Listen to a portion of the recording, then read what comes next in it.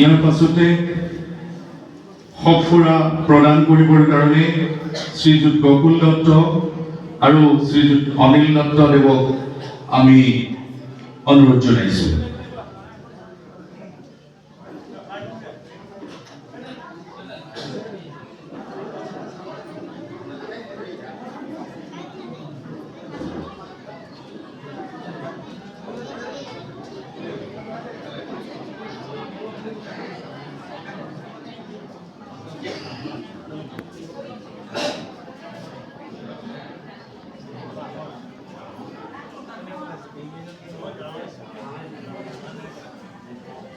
এয়া প্ৰভুজনাক সফুৰা প্ৰদান কৰিছে শ্ৰীযুত গকুল দত্ত আৰু শ্ৰী অনিল দত্ত দেৱে।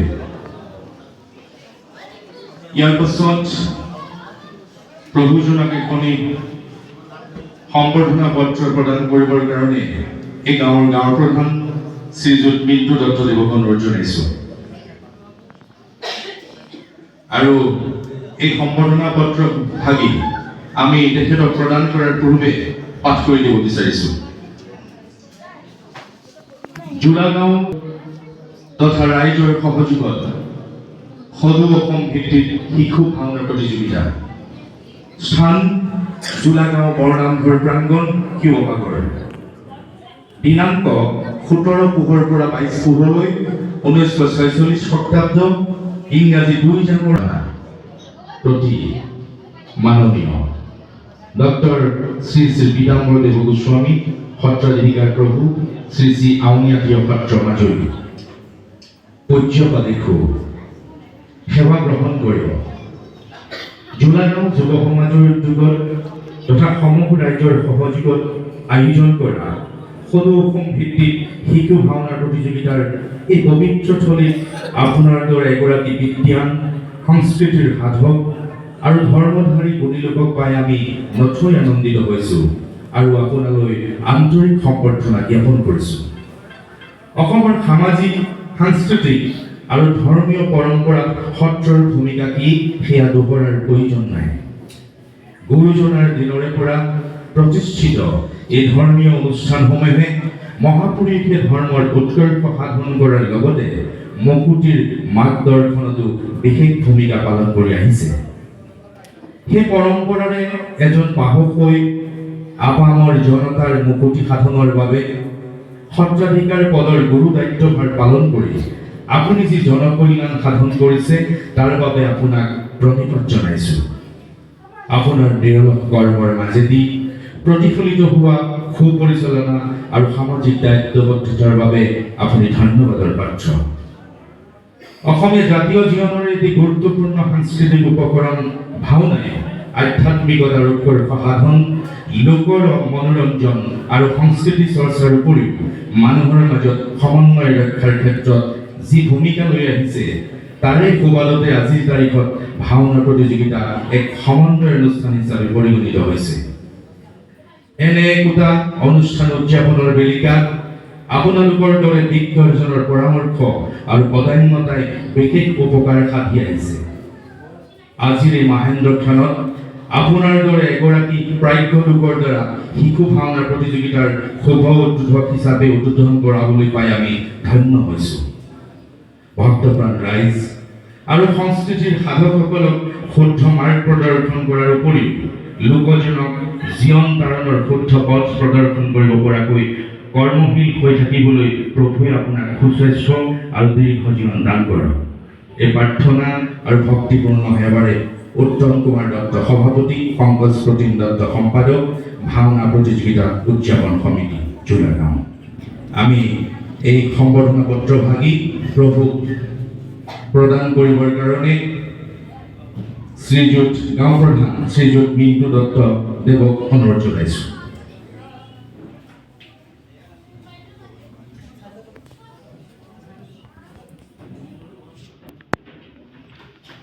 কৃষ্ণ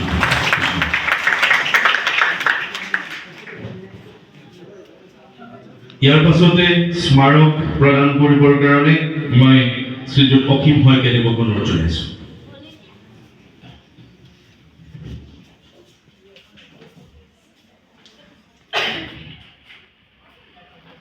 এয়া শ্ৰীযুত অসীম শইকীয়াদেৱে স্মাৰক প্ৰদান কৰিছে। কৃষ্ণ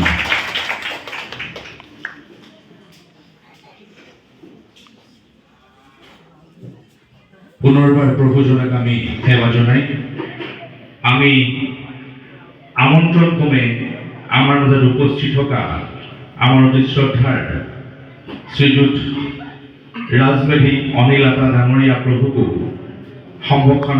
সম্বৰ্ধনা জনাবৰ কাৰণে এখনি চেলেং আৰু গামোচাৰে শ্ৰীযুত ৰঘুল বৰুৱাদেৱক অনুৰোধ জনাইছোঁ এখনি চেলেং প্ৰদান কৰিবৰ কাৰণে।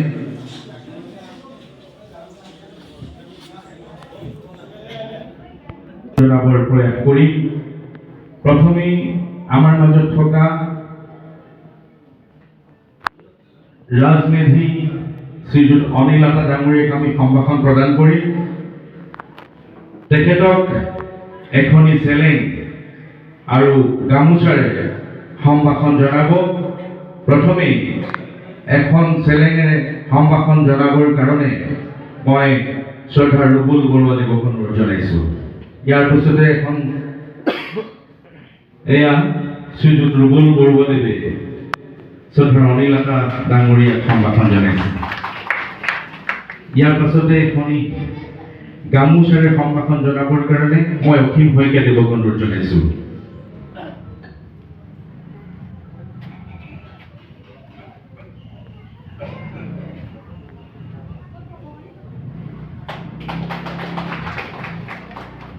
কৃষ্ণ ইয়াৰ পাছতে আমাৰ অতি শ্ৰদ্ধাৰ সত্ৰ বৈষ্ণৱ শ্ৰীযুত বসন্ত শৰ্মাদেৱক এখনি চেলেং আৰু গামোচাৰে সম্ভাষণ প্ৰদান কৰিবৰ কাৰণে মই প্ৰথমে এখনি চেলেঙেৰে সম্ভাষণ জনাবৰ কাৰণে শ্ৰীযুত তাৰানাথ দত্ত ডাঙৰীয়াক অনুৰোধ জনাইছোঁ।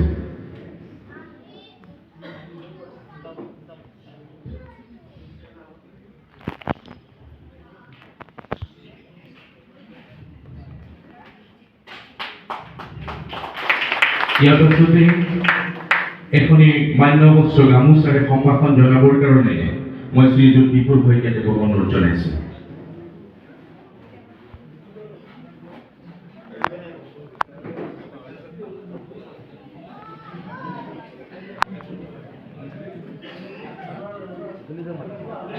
ইয়াৰ পিছতে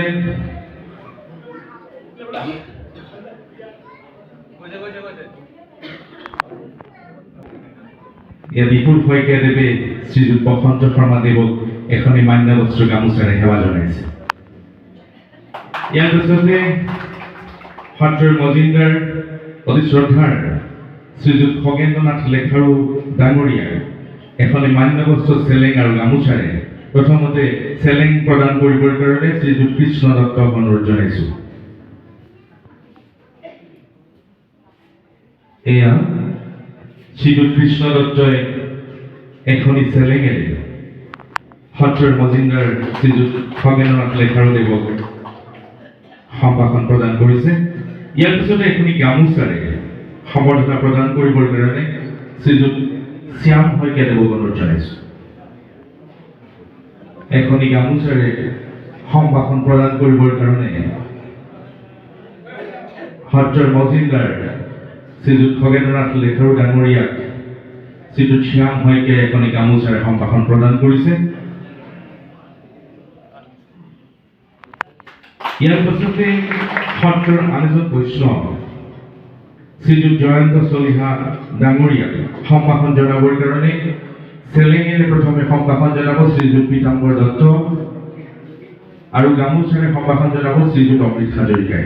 ইয়াৰ প্ৰথমে এখনি চেলেঙেৰে শ্ৰীযুত পীতাম্বৰ দত্ত ডাঙৰীয়াই তেখেতক সম্ভাষণ প্ৰদান কৰিছে। আৰু ইয়াৰ পিছতে এখনি গামোচাৰে তেখেতক সম্ভাষণ প্ৰদান কৰিবৰ কাৰণে মই শ্ৰীযুত অমৃত হাজৰিকাদেৱক অনুৰোধ জনাইছোঁ।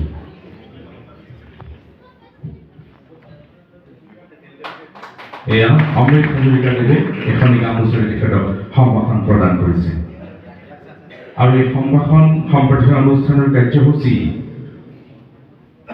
আমি ইয়াতে সামৰণি পেলাই প্ৰভুজনাৰ পিছৰ কাৰ্যসূচী প্ৰভুজনাই পৰিচালনা কৰিব।